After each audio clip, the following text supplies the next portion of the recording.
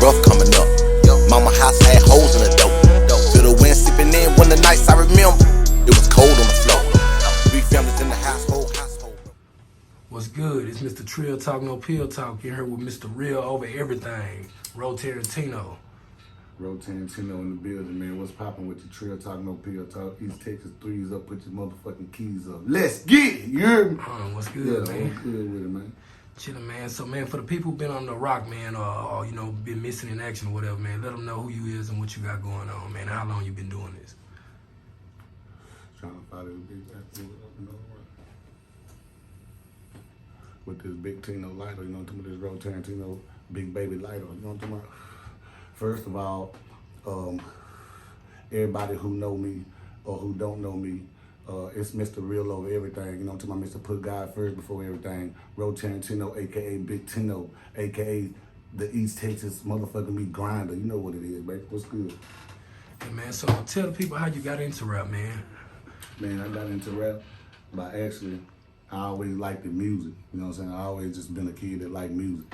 And it just started from the schoolhouse to, matter of fact, when I was 12, my daddy put me on stage for the first time. I did my first show at like 12. So I've been rapping a long time. It's actually been in my bloodline. My father was a DJ and his daddy was he used to do a booking for blues or something like that. So it's been in the family. So, man, can you say you started at like 12 years old? Yeah. So, man, that means you done been through a whole bunch of different eras. Yeah. Like, so, man, that's the story of my life. So, what, like, I would say when you was about 12, it was kind of like the Fat Pad and all that kind of stuff in Texas, really, right then. Yeah, shit. So, you was coming up on that. So, rapping like that. So, how did you maneuver or manage, I say, to get to, like, the rapping, like, to be able to rap with the new generation now? Well, I always had a distinctive style. So back then, I used to come down and come through. Shout out to Texas. Shout out to DJ Screw. You know what I'm saying? The pioneer legend. Shout out to Houston, Texas, and all the pioneers that paved the way for us. But I was always a little different. So back then, I used to come down and come through and slide and glide. You know what I mean? I'm still sliding and gliding now because I'm still me. You know what I'm saying? I still represent Texas, although I might got a different type of look.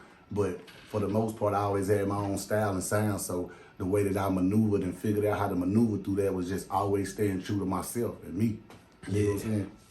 So I'm a superstar, you know what I'm saying? I feel that in my heart. Everybody around me, my whole camp feel that. So, all we got to do is get it exposed. 100.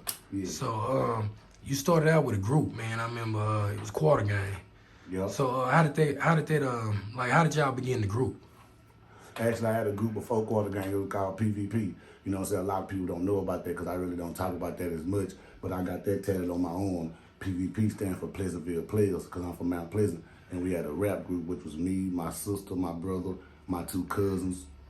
And shit, we was rapping way when I was like 16, 17, 18 in school. So that was the first group I had, you know what I'm saying? Went through that. That was kind of like a little toddler, kiddish type of group coming up, you know what I'm saying?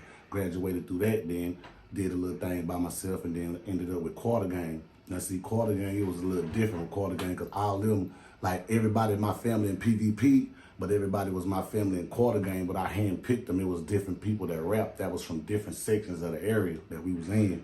So Quarter Gang, it was like, it was all family. It was all, everybody in the Quarter Gang was super stupid. So, it was everybody in Quarter Gang had talent. So, it was just like, we was trying to blow the city up, and we wanted to pick and find out who had the talent that was worthwhile of doing it. And shit, we came up with this group called Quarter Gang because headquarters, my grandfather, my daddy's daddy, and she Quarter Gang. That's how it came about. Oh, yeah. Yeah, me and Pops put it together. Shout out Jody G, you know what I'm saying? He was our manager at the time and shit. Shout out to the whole Quarter Gang. Okay. Yeah.